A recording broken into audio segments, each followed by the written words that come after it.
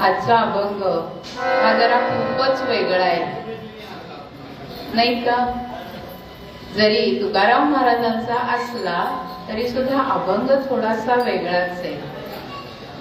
त्यांनी आपल्याला या अभंगामध्ये सांगितलंय की ज्याच्या मनामध्ये हा देह हा माझा आहे असा लोभ निर्माण होतो, तो लोभ निर्माण झाला की होतं काय मंडळी, की लोभामुळे अपपर भाव निर्माण होतो.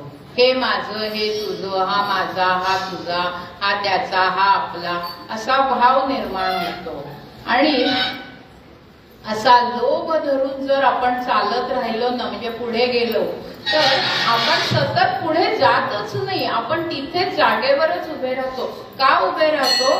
तर ते महाराज आपल्याला सांगतायत की त्यामुळे काय होतं की त्याला चालताना मागे कोण आहे का, आपण पडत तर नाही होत ना, कुणी आपल्याला धरतय का, कुणी हात देतय का, असं तर एक वाटतं. नाही तर आपल्या मागून कोणी येतय का, आपला पाठलाग कोणी करतोय का, आपण हे काम करतोय, हे काम करताना कोणी बघतय का, ते ही भीती निर्माण होते.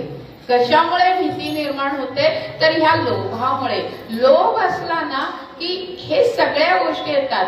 पहिली येते ती भीती, दुसरा येतो तो मोह, आणि ह्या दोघांच्या बरोबरीने जो येतो तो म्हणजे अहंकार. मंडळी, तो अहंकार असतोच तुमच्या आमच्याकडे, फक्त ह्या बाकीच्यांची त्यांना साथ मिळाली ना की तो अहंकार जास्त वरचढ होतो. आणि तो अहंकार वाढला की त्याच्या बरोबरीने लोभ सुद्धा वाढतो.